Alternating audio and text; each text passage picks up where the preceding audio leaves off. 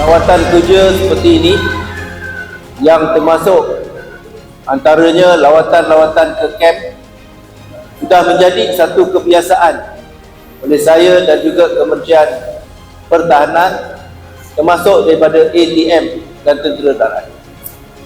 Kita melakukan ini kerana pertamanya kita sedar dan kita tahu bahawa melalui peranan, kewajipan, tanggungjawab yang dilaksanakan oleh anggota-anggota tentera, maka negara ini terus mendapat menikmati keamanan, kestabilan, dan melalui itu kita dapat menjaga keselamatan dan juga kedaulatan negara.